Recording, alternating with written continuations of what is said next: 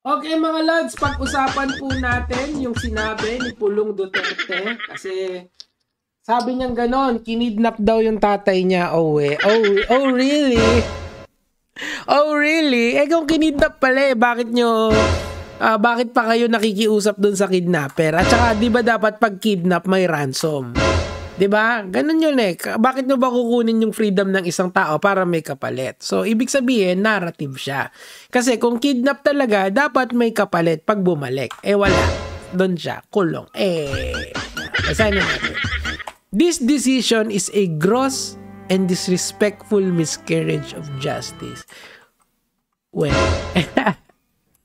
it's not law. Ano yun? It's political theater. Alam nyo, yung abogado ni Duterte, nakikiusap siya sa ICC na palayain siya. Pero yung mga anak niya, parang sinasabotage talaga eh. Kung napanood niyo yung unang content natin about kay Sara Duterte, kitang-kita mo talaga na may pattern of making this just a political narrative. It's not. This is the freedom of your father.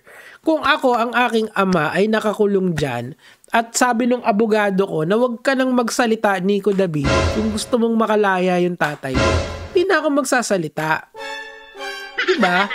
Kasi mahal mo yung tatay mo eh. Kesa magaganito ka, nasasabihin mo it's political theater. It's not. Ano bang magigain ng ICC na kumampi siya sa third world country? They do not what they want is just justice dun sa mga namatay. They are weighing the evidence and titingnan nila kung pasok talaga yon. Because of your public pronouncement, si Rodrigo Duterte ay nakakulong dun. Kasalanan nyo din yan.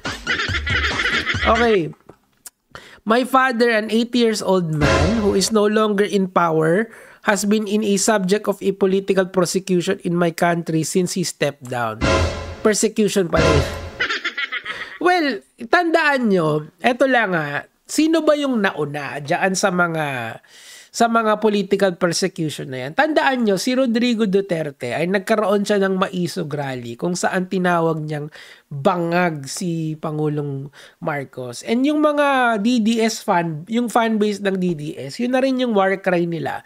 Kada makikita nila si Marcos, sasabihin nila bangag. Ako mismo, tinatawag akong bangag.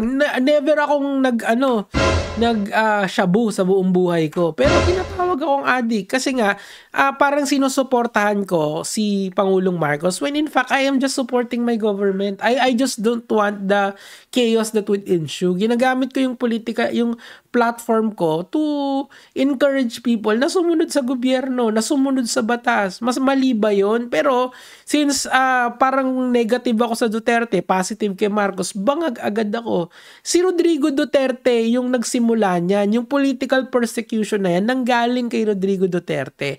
And now, na ginawa lang yung lawful means sa kanya, na dalhin siya sa ICC at panagutin siya sa crimes against humanity na allegedly ginawa niya. All of a sudden, it's political persecution.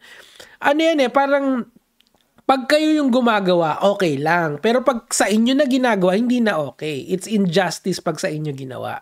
Mali He's definitely not a flight risk. He does not need it. He is much loved in the country that he would want nothing more than to stay there for as long as his creator permit. Di sana hindi siya nagsalita against kay Marcos. He did. Yung mga maisog rally. He did, di ba? Yung mga maisog rally kung saan nandun siya. Alam nyo naman yan di ba? Alam nyo naman yan, napapanood yan. There is literal digital footprint of that na sinabi ni Rodrigo Duterte na yung na ini-encourage niya yung mga sundalo, siya nga yung nagpauso ng secession ng Mindanao na maghiwalay yung Mindanao. These are all facts, mga lods.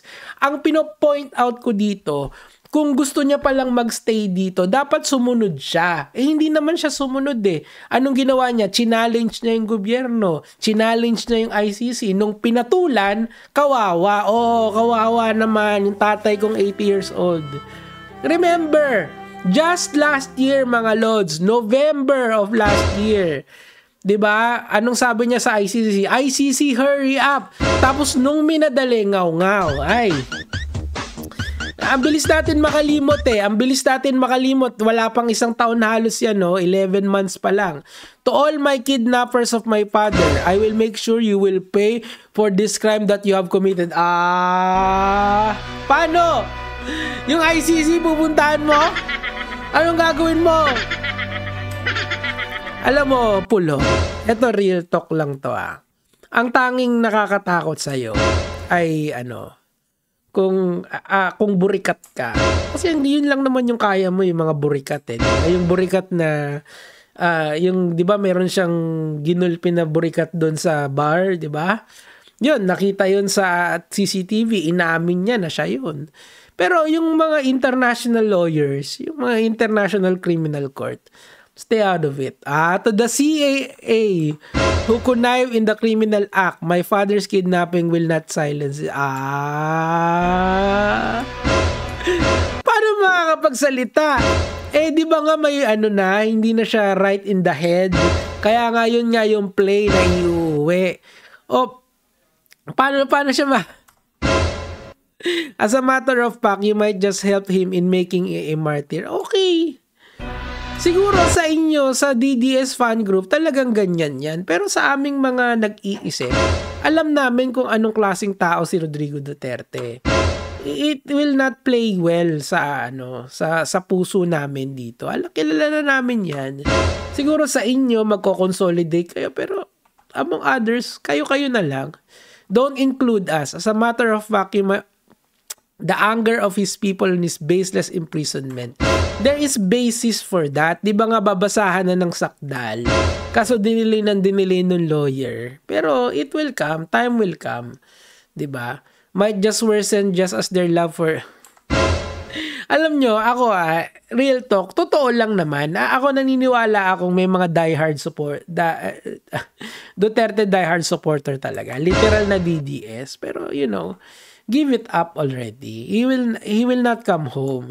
Kasi yung jurisdiction nga, nasa ICC na. And etong mga pronouncement na ganito, imbis na maging friendly kayo sa ICC and let them do their job, kayo na yung sumisira dun sa chance nyo di ba? Will appeal, okay?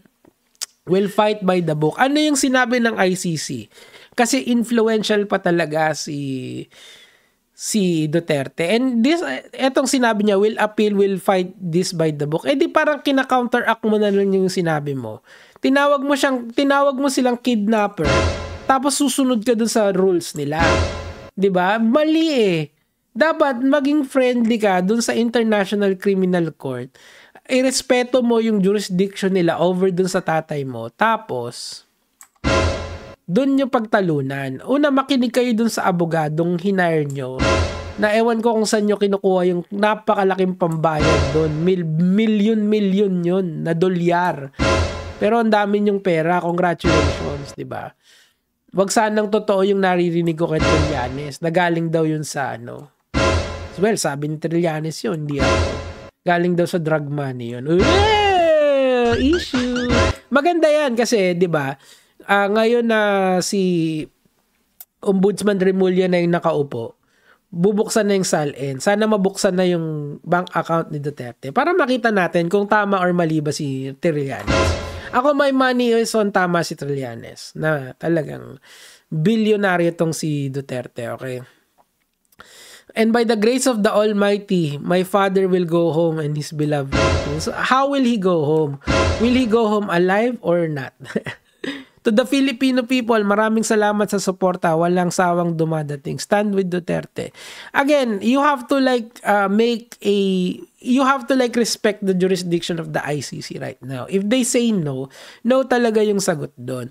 The problem with the Dutertes kasi, with Pulong, he is calling yung kidnapper dito, sila Remulla, si Nicolas Torre, kung naalala nyo si Nicolas Torre. Tanga. Ay, hindi.